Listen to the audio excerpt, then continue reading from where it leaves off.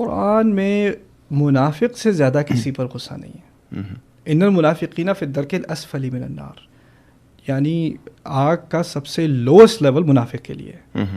ہمیں یہ لفظ کیجولی استعمال نہیں کرنا چاہیے. ٹھیک ہے، کسی کے لیے یا اپنے لیے اتنی آسانی سے یہ لفظ استعمال کرنا ہماری اپنی زیادتی ہے. یہ بہت سیریس معاملہ ہے. پہلی بات اس میں جو ایک ایکسیم کی حیثیت سے ہے، ایک پرنسپل کی حیثیت سے ہے، وہ رسول صلی اللہ علیہ وسلم کی طرف منقول ہے، ما امینہ الا منافق وما خافہ الا مؤمن. کوئی بھی انسان جو اپنے اندر یہ احساس کرے کہ میں تو منافق ہو ہی نہیں سکتا، وہی منافق ہے. بالکل. اور جو انسان سمجھے، اس کو ڈر لگا رہے کہ کہیں میں منافقت کا شکار تو نہیں ہو گیا، وہی مومن ہے.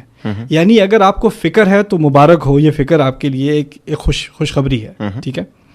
دوسری بات، قرآن نے اس کو دل کا مرض بتایا ہے. فی قلوبہم مرض، ان کے دل میں ایک مرض ہے. مرض کو جب آپ اپروچ کرتے ہیں تو اس میں کچھ چیزیں ہوتی ہیں جو آپ کی آڈینس میں فزیشنز ہوں گے، وہ اس بات کو مجھ سے بہتر جانتے ہیں کہ مرض کو پہلے آئیڈینٹیفائی کرنا پڑتا ہے کہ اس کی کازز کیا ہیں. دوسری چیز جو آئیڈینٹیفائی کرنی پڑتی ہیں، اس کی سٹیجز کیا ہیں. ایک ہے ارلی سٹیج، ایک مڈل سٹیج ہے، ایک ٹرمینل سٹیٹ ہے، سٹیجز ہیں.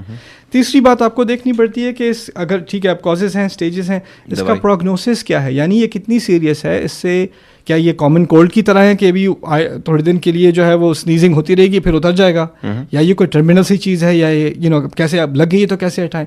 پھر ایک پریونشن ہے اور ایک کیور ہے.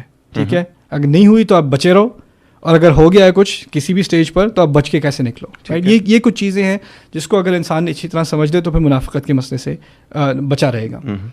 اس میں میں جس بات کا قائل ہوں، کچھ علماء نے، تھنکرز نے 30-40 چیزیں لسٹ کی ہیں کہ یہ منافق کی 40 علامات ہیں.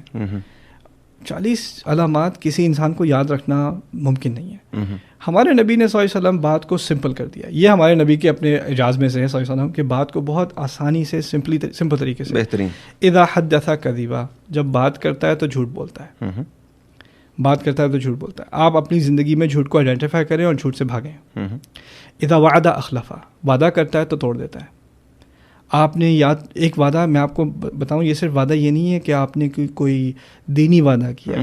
آپ کی جاب بھی ایک وعدہ ہے. آپ کے کام ہے سارے. آپ اگر بیٹھے جاب پر کمپیوٹر پہ آپ کو پروگرامنگ کا ٹیسٹ دیا ہوا ہے یا اکاؤنٹنگ کا ٹیسٹ دیا ہوا ہے اور آپ بیٹھے قرآن کی قرات بھی سن رہے ہیں، وہ بھی منافقت ہے. آپ نے وعدہ توڑا ہے. آپ کو پیسے قرآن کی قرات سننے کے نہیں دیے جا رہے. جس چیز کے پیسے دیے جا رہے ہیں اس کا آپ کام کرو. ہماری کانٹریکٹنگ، بہت سارے لوگ سروس انڈسٹری میں ہیں، کنسلٹنگ میں، میں بھی کنسلٹنگ میں تھا. Consulting is one of the biggest schemes in the world. کیوں؟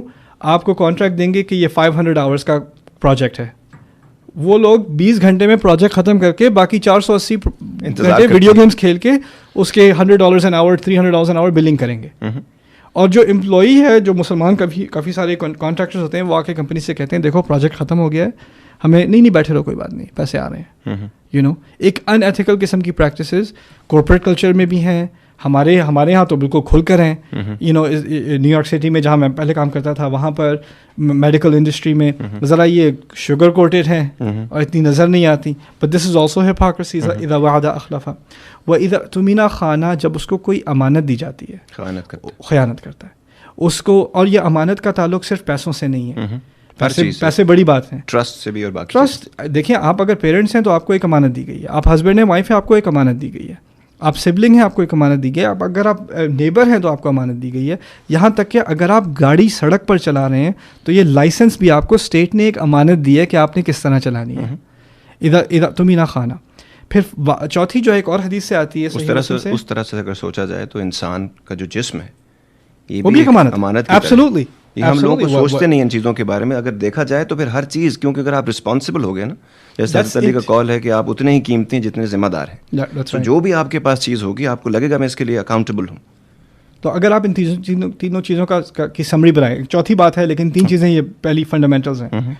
اس میں جھوٹ سے دور رہنا، وعدہ پورا کرنا اور دیانتداری کرنا. جو امانت ہے اس سے آپ دیانت دیں.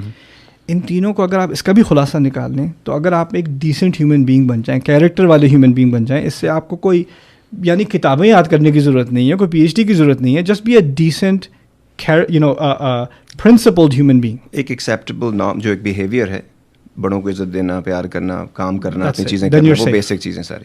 دین یو آر سیف. چوتھی بات، اذا خاصم فجر، یہ خطرناک ہے. اس کا تعلق تکبر سے ہے.